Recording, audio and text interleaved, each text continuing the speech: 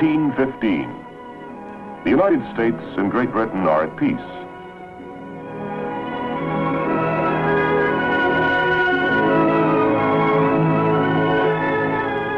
The seas, so recently the scene of frigate duels, blockading and privateering, are now great highways between rich markets.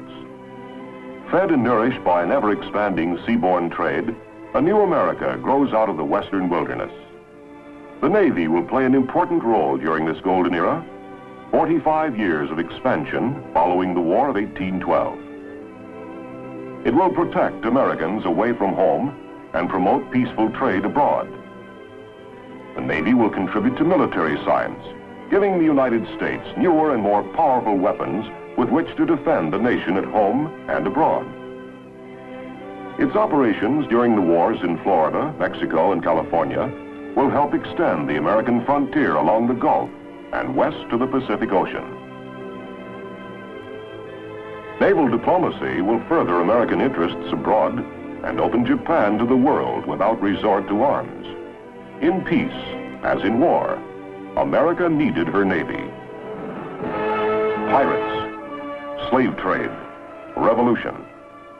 These were but a few of the problems facing the United States Navy after the War of 1812. To deal with threats to the American flag, the Navy organized 6 naval squadrons. One for the Mediterranean Sea, another to cover the West Indies, a third to patrol the West African coast, a squadron for the South Atlantic, one for the Eastern Pacific, and a squadron to protect American interests in the Far East, or as it was then called, East India. First, a squadron for the Mediterranean. Algiers, strongest of the Barbary powers, had used the War of 1812 as an excuse to pillage American shipping. But on March 2nd, 1815, just a matter of days after the peace treaty with Britain was ratified, Congress declared war against Algiers. On June 17th, an American squadron under Commodore Stephen Decatur engaged the flagship of the Algerian Navy and battered it into submission. Peace negotiations opened 12 days later, ending the war. In the Caribbean, American shipping faced another serious threat: pirates. Between 1815 and 1823, mariners reported nearly 3,000 cases of piracy in the West Indies. To meet this threat, the Navy established the West India Squadron in 1822. The duty was tough and dangerous, but by 1829, the Navy's West India Squadron had made the Caribbean safe for American shipping. Another trouble spot was off the coast of Africa. Here in 1820, the Navy established a patrol to curb slavery. Although condemned, the slave trade was a profitable business. The Navy remained on the alert off the West African coast, taking slavers and freeing their African prisoners. In the decade after the War of 1812, Spain's colonial empire in America crumbled. While the American people watched the struggle of their neighbors to the south with sympathy, some European powers talked of supporting Spain. In his annual message to Congress on December 2nd, 1823, President James Monroe condemned European interference in Latin America. He declared, "The American continents, by the free and independent condition which they have assumed and maintain, are henceforth not to be considered as subjects for future colonization by any European powers." While Europe mulled over the Monroe Doctrine, 2 new American naval squadrons operated in troubled waters around Latin America. The Brazil squadron kept a weather eye peeled for developments that might have affected American trade and policy in the South Atlantic. Off the west coasts of South and North America, the Pacific Squadron protected American interests in the Pacific Ocean. In the Oregon Territory, the fur trade boomed. Another industry, whaling, brought scores of American ships to the Pacific and new responsibilities for the peacetime Navy. Other Americans fanned out over the Pacific, missionaries to Hawaii, Yankee merchants to take advantage of the rich China trade. By 1835, American trade was second only to Great Britain in the Pacific. But here, too, there was trouble.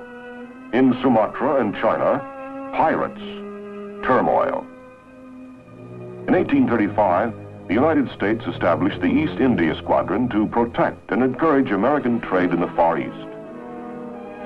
Commodore Lawrence Kearny, flying his flag in the historic frigate Constellation, commanded the East India Squadron, which arrived off China in 1842. Kearny's naval diplomacy enabled the United States to obtain trading rights in China equal to those granted to Great Britain. By the mid-1840s, the Navy had made much of the world safe for American commerce. In the Mediterranean, the West Indies, and off the coasts of Africa and South America, in the Pacific and Far East, the Navy pioneered trade protection and promotion. At home, the nation was assured of its Navy's protection with the establishment of the Home Squadron, a quickly available concentration of naval force on the East Coast. Now, as canals, hard surface roads, and riverboats made it easier for inland production to reach the coast, American merchants reached out confidently for new markets, assured of their Navy's worldwide support. And the growing republic benefited. Washington had seen many new faces since the British had burned the nation's capital in 1814. Men like James Monroe, John Quincy Adams, a naval-minded New Englander, Andrew Jackson, the great general who told the American people, "Your Navy will not only protect your rich and flourishing commerce in distant seas, but it will enable you to reach and annoy the enemy, and will give to defense its greatest efficiency by meeting danger at a distance from home." Jackson's successor was Martin Van Buren. When President Van Buren took office, the Navy stood on the threshold of momentous changes in ship construction and gun design. Except for refinements, ships and naval ordnance had not changed basically for centuries before 1840. Ships of the line, like the 120-gun Pennsylvania, were still symbols of naval power. Robert Fulton designed and built the twin-hulled, center-wheel steam war vessel Demologus in 1815, the first steam-driven warship ever constructed for any Navy. 22 years later, the Navy built the Fulton, 1837, the true beginning of the steam Navy. The Fulton's first skipper, Captain Matthew C. Perry, pioneered steam engineering and was instrumental in founding the Engineer Corps. His suggestions were used in the construction of the steam frigate Mississippi. This side-wheeler was completed in 1842, but its exposed machinery was vulnerable to well-placed shot. The submerged screw propeller seemed to be the answer to this problem. Now the water itself would protect much of the warship's vital machinery. The first screw-driven warship ever built, the Princeton, put to sea in 1844. Again, the United States had shown the way. By the time the Merrimack-class screw frigates began operation in 1857, steam propulsion was established in the Navy. Revolutionary developments also took place in naval ordnance after 1840.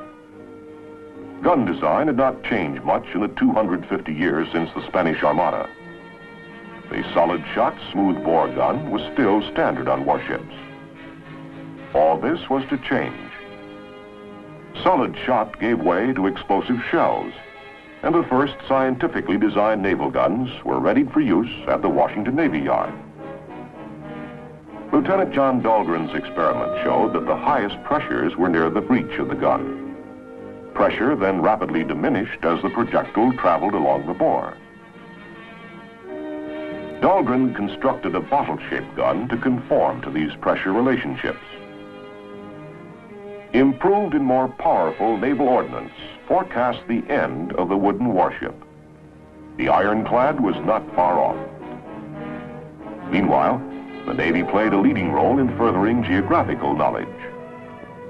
6 ships under Lieutenant Charles Wilkes left the United States in the summer of 1838 on a voyage of Pacific exploration lasting almost 4 years. The expedition surveyed the South Pacific to Australia, followed the Antarctic ice barrier nearly 1,000 miles, and proved that a great continent lay beyond this massive ice shelf. Increased knowledge of the sea brought on by such expeditions led to the establishment of the Nautical Almanac and hydrographic offices. Another result was the establishment in 1842 of the Naval Observatory under Lieutenant Matthew Fontaine Maury. His studies of the world's oceans and wind currents helped make navigation faster and safer. Maury, pathfinder of the seas. At the same time, there were significant changes in naval administration. From 1815 to 1842, a board of 3 Navy commissioners assisted the Secretary of the Navy in administering the department. Then, to meet the growing needs of the Navy, Congress established 5 bureaus: Navy Yards and Docks, Construction, Equipment and Repairs, Provisions and Clothing, Ordnance and Hydrography, and of Medicine and Surgery. The Bureau of Medicine and Surgery grew out of the Navy's concern for the welfare of its sailors. Naval chaplains looked after the spiritual welfare of sailors on long overseas cruises. Chaplains also acted as schoolmasters on board ship, but naval training was still pretty haphazard. The deficiency was met by a professional school for the naval officer, founded at Fort Severn, Annapolis in 1845, through the efforts of George Bancroft, Secretary of the Navy. Commander Franklin Buchanan was the first superintendent of the Naval Academy. In the decade beginning 1835, the Navy faced troubles at home. First in the Florida Territory. Near Tampa, Seminole Indians massacred an Army detachment, touching off the Seminole War. The war spread into southern Alabama and Georgia in 1836 with the revolt of the Creek Indians. To operate with the Army, almost the entire Marine Corps, under Colonel Commandant Henderson, proceeded to military outposts in Georgia and Alabama. The Marines fought successful campaigns against both Creek and Seminoles. A small fleet under Lieutenant Commander McLaughlin operated against the Seminoles in the Everglades until the war ended in 1842. The Navy's fleet of small sailing vessels, barges, and canoes penetrated hundreds of miles into the swamps on the track of elusive Indians. No sooner were the Seminoles pacified in Florida than trouble flared in Texas. In 1836, this important part of Mexico revolted and established a republic. The United States annexed Texas in 1845. This caused Mexico to break off diplomatic relations with the United States. President Polk sent land and naval forces to protect American citizens and interests in Texas and Mexico. War broke out in May 1846. General Taylor's army met the Mexicans in battle near the Rio Grande. While the Navy blockaded the Mexican coast and guarded the line of communication, Taylor's men marched toward Monterey. It was a tough campaign for these American infantrymen who had to fight dust and disease, as well as the enemy. In 1847, plans changed. An advance on Mexico City from Veracruz instead of by way of Monterey. This called for a large-scale amphibious assault. Supported by naval gunboats and steamers under Commodore Connor, more than 10,000 troops were landed below the Mexican stronghold in March 1847. Veracruz was shelled, first by Captain Josiah Tatnall's gunboats. Ashore, the Army needed more firepower. The Navy sent up 6 heavy naval guns to pound the city. The naval gunners stood up against withering enemy fire. Veracruz fell on March 25th, and the Army and Marines moved on Mexico City. Naval forces, now under Commodore Perry, neutralized strong points along the coast, while the Army pushed inland. The war was also fought in California, where the Navy played a decisive role. In July 1846, Commodore Sloat put 250 sailors and Marines ashore to occupy Monterey, Mexican capital of California. 2 days later, a naval force occupied San Francisco. Commodore Stockton, who relieved Sloat in command of the Pacific Squadron, then moved to take all of California with a spearhead of Marines, sailors from the fleet, and a battalion of California volunteers. On July 29th, his sailors and Marines captured San Diego. On August 4th, Santa Barbara. 2 days later, San Pedro fell to the Navy. On August 13th, Marines took Los Angeles, but were driven back by the Mexicans after a siege of a week.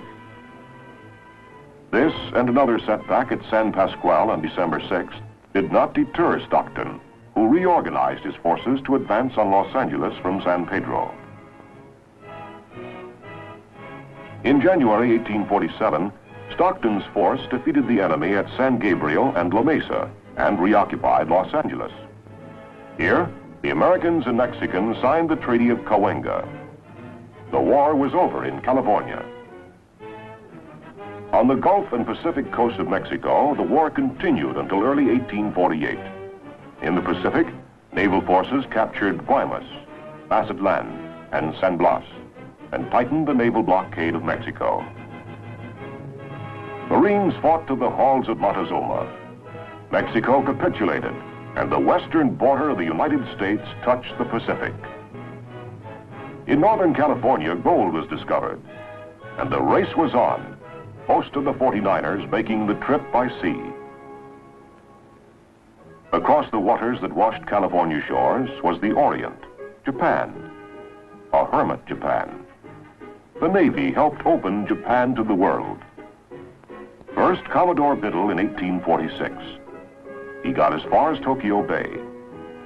Commodore James Glynn in the sloop of war Preble arrived at Nagasaki 3 years later and obtained the release of a group of American castaways held there. In July 1853, Japanese fishermen on the shores of Tokyo Bay sighted Commodore Matthew C. Perry's black ships. Perry came prepared. He had force to use if necessary, the steam warships Mississippi and Susquehanna, supported by other ships. But Perry also came armed with knowledge. His experts had studied Japan and Japanese customs. Intelligent diplomacy was Perry's main weapon. He made it clear from the beginning he would deal only with the highest appointed Japanese officials. On July 14, 1853, Perry's honor guard of some 400 sailors and Marines marched to a pavilion on the beach at Kurihama. With great pomp and display, Perry presented a letter from President Fillmore requesting friendly relations with Japan. The Japanese were impressed. Perry then left, promising to return for an answer the following year. By the time Perry's squadron returned in February 1854, the Japanese had decided to negotiate with the American commander. While American and Japanese officials framed the treaty, Perry's men entertained the curious Japanese officials with a naval sideshow. Marines showed off their marksmanship. Sailors demonstrated the telegraph. And engineers set up a model railroad to give kimono-clad dignitaries their first train ride. America and Japan concluded a treaty. It opened 2 ports to American trade. It guaranteed protection to shipwrecked American seamen. Naval diplomacy had once again paid off. Japan was open to the world. At the midpoint of the 19th century, the Navy fanned out over the globe on many exploring and surveying expeditions. To the River Jordan and the Dead Sea in the Holy Land, where camels pulled small boats across the desert plains. To the Arctic, and into the jungles of Panama and West Africa. Naval ships surveyed the Atlantic for the first transoceanic cable, and on extensive voyages again explored the Pacific, this time from Australia to the Arctic Ocean. As the clouds of civil war gathered in 1860, Americans could look back with pride on what their Navy had accomplished during this golden era. First of all, the Navy protected American citizens and promoted trade throughout the world. New markets were opened for American commerce, and assurance given that the American flag would be respected wherever it was flown. Naval protection and promotion of trade helped boost the American merchant marine to a total of 2.5 million tons by the year 1860. Secondly, the Navy made important contributions in exploration, oceanography, steam engineering, and ordnance. A third accomplishment was the Navy's support of American military operations in Florida, Mexico, and California. These operations, particularly the Mexican War, added vast areas to the United States. In 1860, the nation reached from the Atlantic to the Pacific. Finally, naval officers, in their role as diplomats and representatives of the American people abroad, achieved results that strengthened the United States' position among the nations. The Navy had demonstrated the vital role it must always play in peace, as well as in war.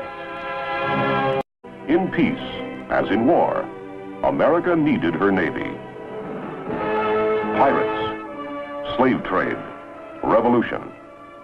These were but a few of the problems facing the United States Navy after the War of 1812. To deal with threats to the American flag, the Navy organized 6 naval squadrons. One for the Mediterranean Sea, another to cover the West Indies, a third to patrol the West African coast, a squadron for the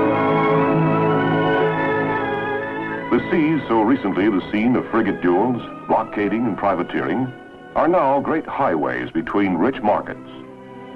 Fed and nourished by an ever-expanding seaborne trade, a new America grows out of the western wilderness. The Navy will play an important role during this golden era, 45 years of expansion following the War of 1812. It will protect Americans away from home and promote peaceful trade abroad. The Navy will contribute to military science, giving the United States newer and more powerful weapons with which to defend the nation at home and abroad. Its operations during the wars in Florida, Mexico, and California will help extend the American frontier along the Gulf and west to the Pacific Ocean. Naval diplomacy will further American interests abroad and open Japan to the world without resort to arms.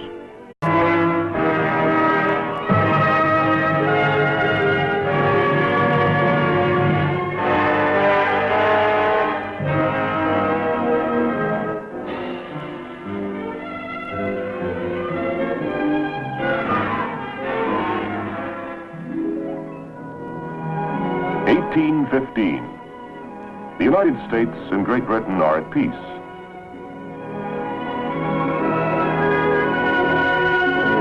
The South Atlantic, one for the Eastern Pacific, and a squadron to protect American interests in the Far East, or as it was then called, East India.